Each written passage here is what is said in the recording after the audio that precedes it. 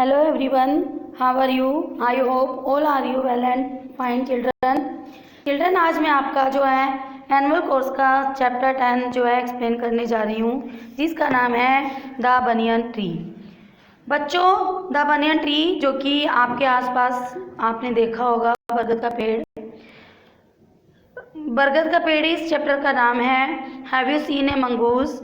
और इसमें आपने कभी नेवले और सांप की लड़ाई देखी होगी, उसके बारे में बताया गया है।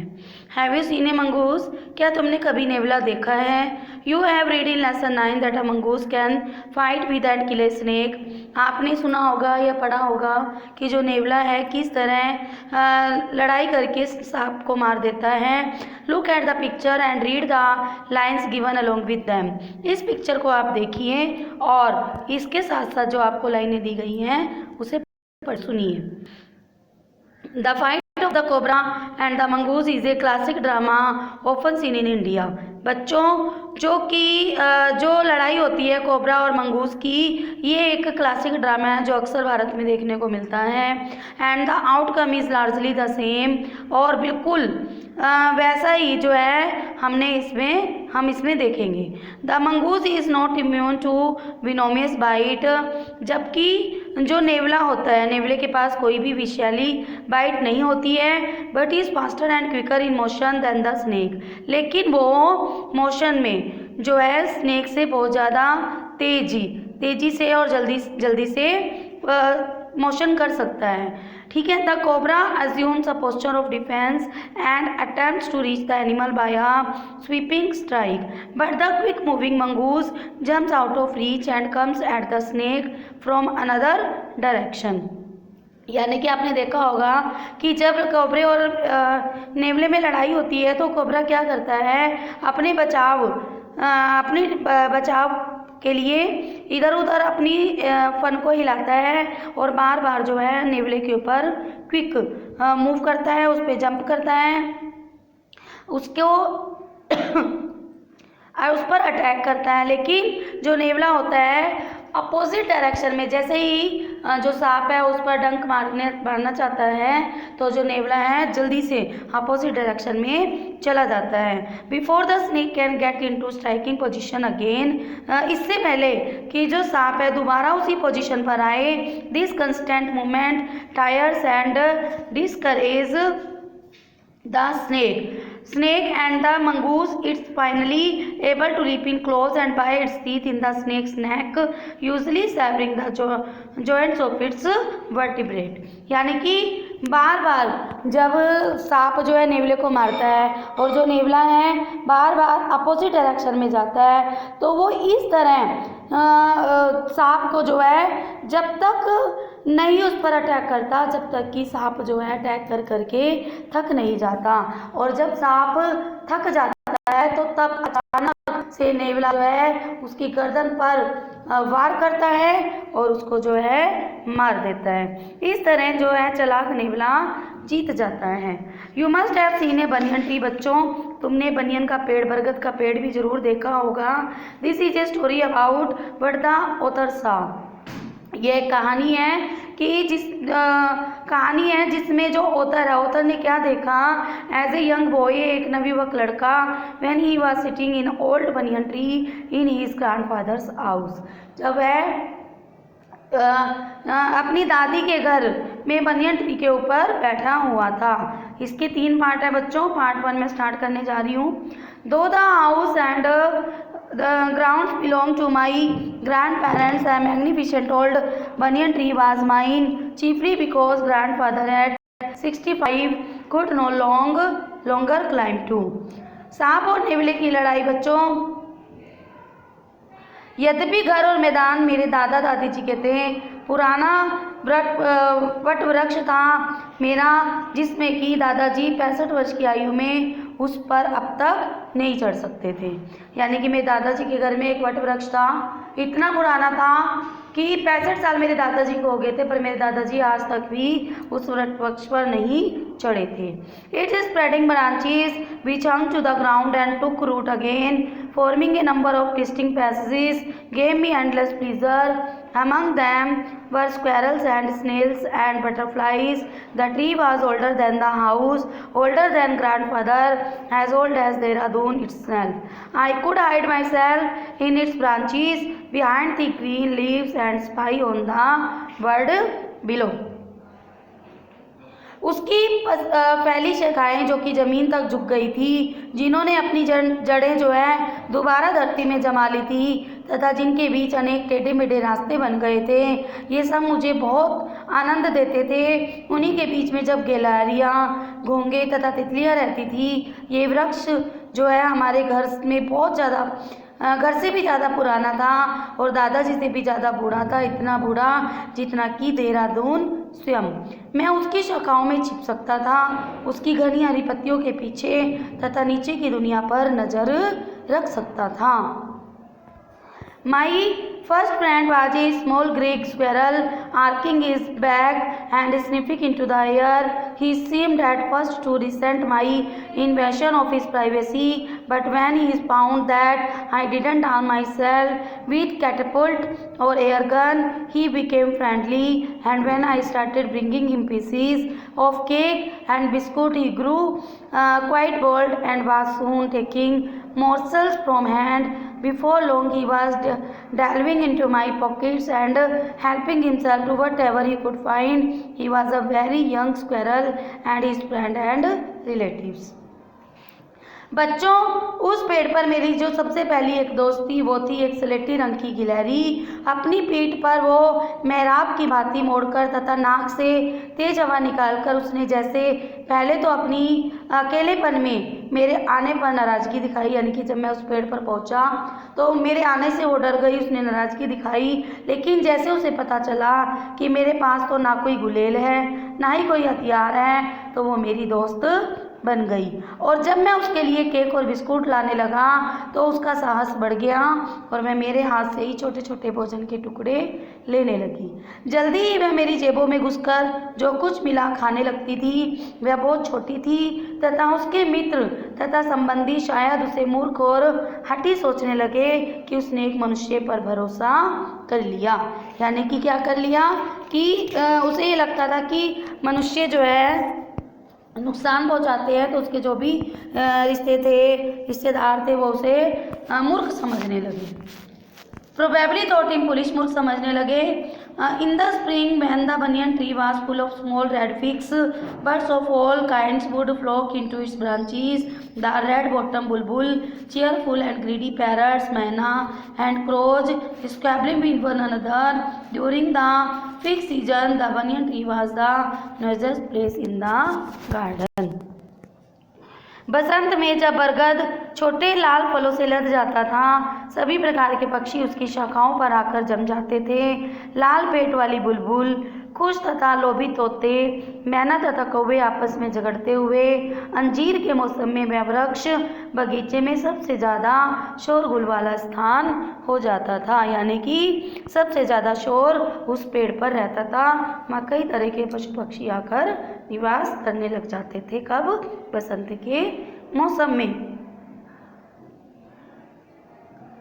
Halfway up the tree, I had built a crude platform where I would spend the afternoons when it was not too hot. I could read there, propping myself up against the tree with a cushion from the living room. Treasure Island, Huckleberry Finn, and the story of Dr. Dolittle were some of the books that made up of my banyan tree library. वृक्ष की जो ऊंचाई थी, ऊंचाई के बीच मैंने एक अपना बदला सा मंच बना रखा था जहां मैं दोपहर के बाद का समय बिताया करता था।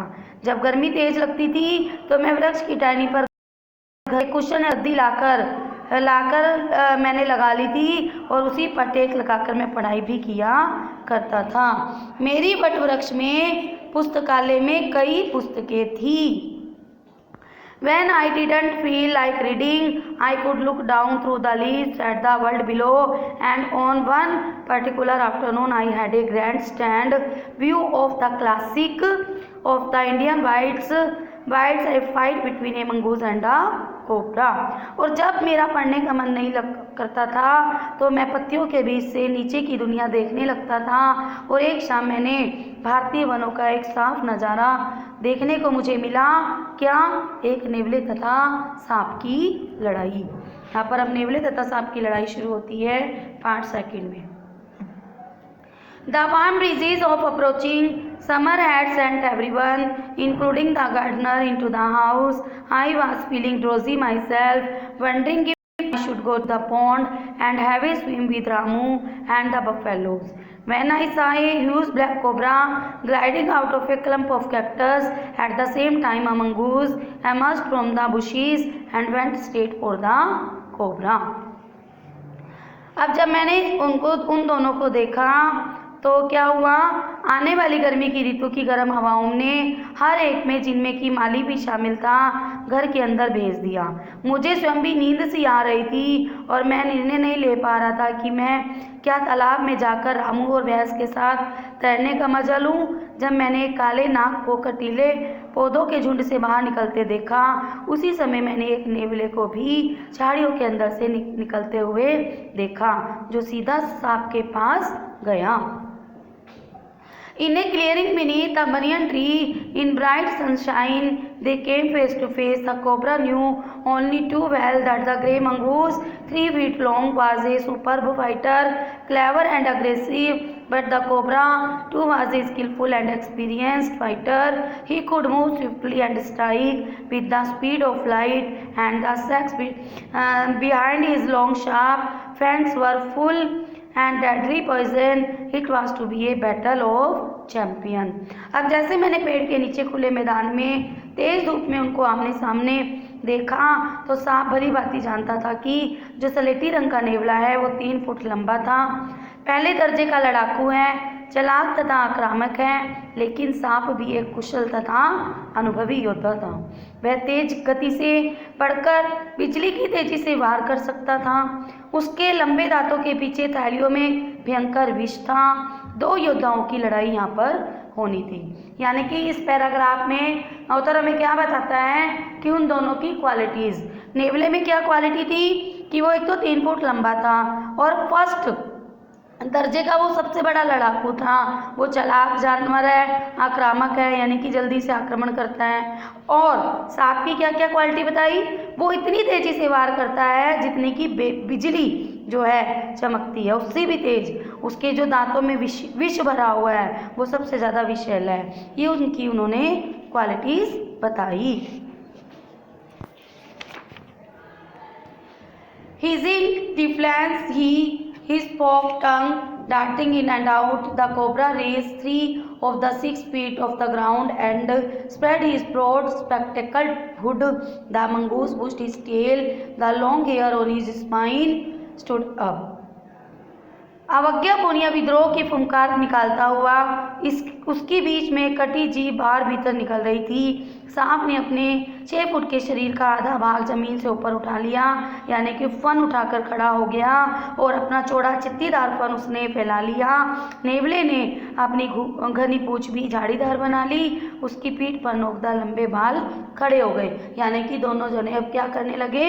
आक्रमण के लिए तैयार हो गए दोनों, जैसा कि आप इस पिक्चर में देख सकते हो।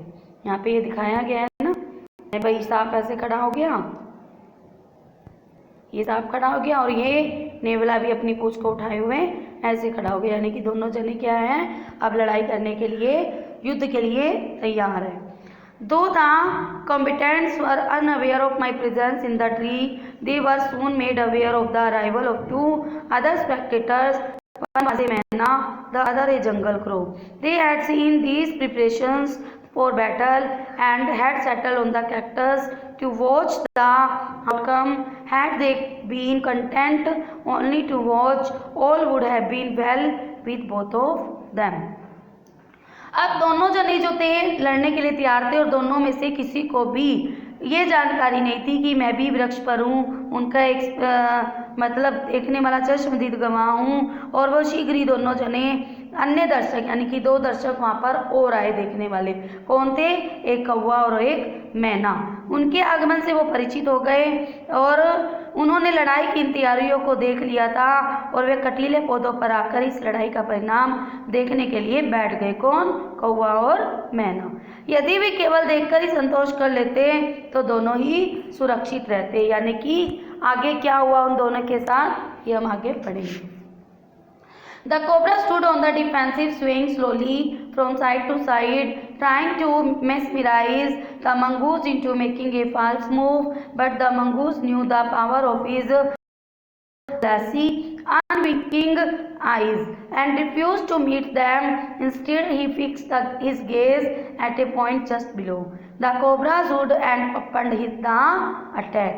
अब जो सांप था वो अपनी सुरक्षा के भाव से इधर उधर झूमता हुआ खड़ा हो गया और वह नेवले को गलत चाल चलने के लिए जादू द्वारा आकर्षित कर रहा था। लेकिन नेवला जो था अपने विरोधी को शीशे जैसी साफ बिना झपकती आँखों की शक्ति को जानता था। उसने उनसे आंखें नहीं मिलाई। इसके बजाय उसने अपनी जो दृष्टि थी नाक के फन के नीचे एक बिंदु पर गड़ाए रखी तथा अपना आक्रमण शुरू कर दिया। यानी कि उसकी आंखों को ना देखकर उसके फन को कि कब वो डंक मारेगा और कब उसे बचाव करना है, उस पर ध्यान रखते हुए उसने जो है आक्रमण शुरू किया। Moving forward quickly until he was just within the cobra's reach, the mongoose made a pretended move to one side. Immediately the cobra struck. His great hood came down so swiftly that I thought nothing could save the mongoose, but the little fellow jumped neatly to one side and darted in as swiftly as the cobra, biting the snake on the back and darting away again out of reach. वह तेजी से आगे बढ़ गया और जब नाग की पहुंच के अंदर पहुंचा तो नेवले ने एक और हटने का दिखावा किया। तुरंत सांप ने वार किया।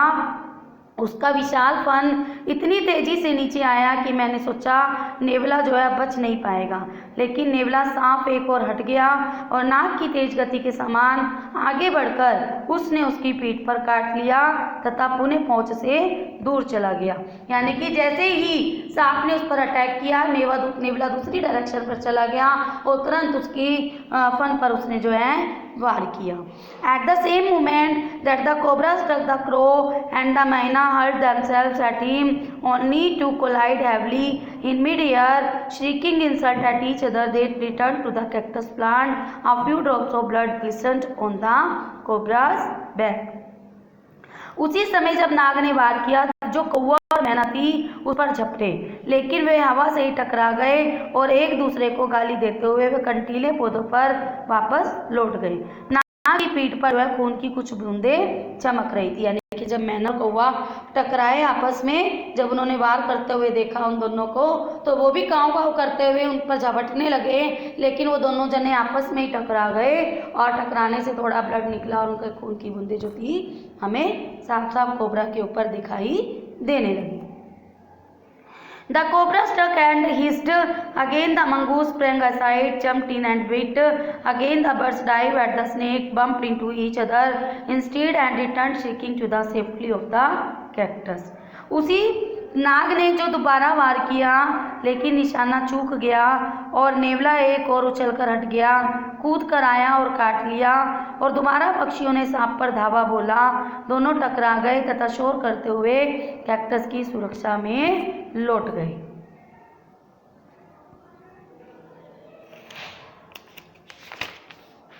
The third round followed the same course at the first, but with one dramatic difference. The crow and the myna, still determined to take part in the proceeding, dived at the cobra, but this time they missed each other as well as their mark. The myna flew on and did its perch, but the crow tried to pull up in mid-air and turned back.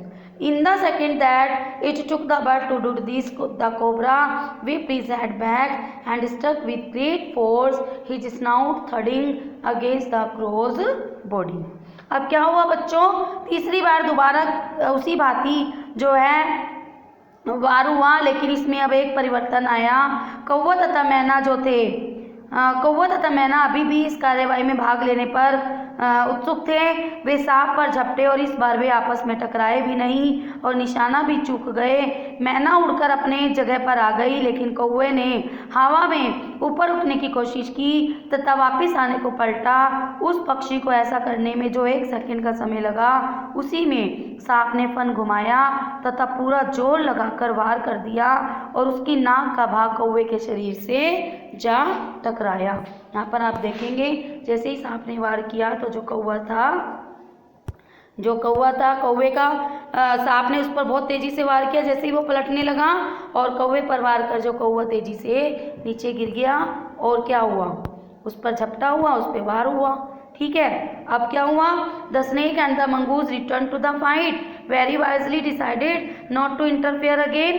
The cobra was weakening and the mongoose walking fearlessly up to it, raised himself on his short legs and with a lightning snap had the big snake by the snout. अब क्या हुआ? मैंने पक्षी की 20 foot तक बाग में झटका खाकर गिरते हुए देखा। उसी क्षण भर वह पर फड़फड़ाए निश्चल हो गया, यानी कि मर गया। मैना कैक्टस पौधे पर बैठी रही और जब तथा सांप तथा नेवला लड़ने को वापस आए तो मैना ने बुद्धिमानी से दखल ना देने का निर्णय ले लिया। जब कौवे को मरता हुआ देखा उसने, तब उसने क्या किया कि अब जो है उसमें वह वो दोबारा इंटरफेयर नहीं करेगी। मैना आराम से उसे देखती रही। The cobra writhed and dashed about in a frightening manner and even coiled itself about the mongoose, but it no time avail. The little fellow hung grimly on until the snake had ceased to struggle. He then smelt along the quivering length, gripped it round the wood and dragged it into the bushes. अब क्या हुआ? जो नाग था कमजोर पड़ता जा रहा था। नेवला निर्भीक उसके पास तक जाने लगा। उसने अपनी पिछली टांगों पर सिर पर ऊपर उठाया और फिर बिजली की गर्मी से सांप को उसके थूथन से पकड़ लिया। सांप तड़पा, भयंकर तरीके से उसने शरीर को उठापटक की और नेवला के शरीर में स्वयं को लपेट लिया, लेकिन कोई भी लाभ नहीं हुआ और नेवला सांप को कसकर पकड़े रहा जब तक कि सांप ने संघर्ष करना बंद नहीं कर दिया। यानी कि नेवले ने सांप को इतने कस के पकड़े रहा जब तक कि वो मर नहीं गया। फिर नेवले ने उसके फड़कते हुए शरीर को सूंघा, फन को मुंह में दबाया और उसे झाड़ियों में खींचकर ले गया। यानी कि सांप मर गया और नेवला जीत गया। द मैना dropped cautiously to the ground, hopped about, peered into the bushes from a safe distance and then with a shrill cry of congratulations fly away. मैना सावधानी से नीचे आई, फुदकती रही, झाड़ियों में झांकी और फिर बधाई की आवाज़ निकालती हुई उड़ गई। यानी कि इस चैप्टर में बच्चों हमने क्या देखा, जो कि रस्किन बॉन्ड के द्वारा ये चैप्टर लिखा गया था। हमने क्या देखा कि हमें जो है हमेशा समझदारी से काम करना चाहिए। नेवले ने समझदारी से काम किया और उसने जब तक सांप के ऊपर अटैक नहीं किया जब तक कि सांप जो है अटैक करता हुआ थक नहीं गया, और जब सांप थक गया तब नेवले ने अपनी बुद्धिमानी से उस पर आक्रमण किया और विजय प्राप्त की। तो हमें भी कभी भी जल्दबाजी किसी विषय में नहीं करनी चाहिए, हमेशा सोच समझकर ही फैसला लेना चाहिए। Thank you, have a nice day.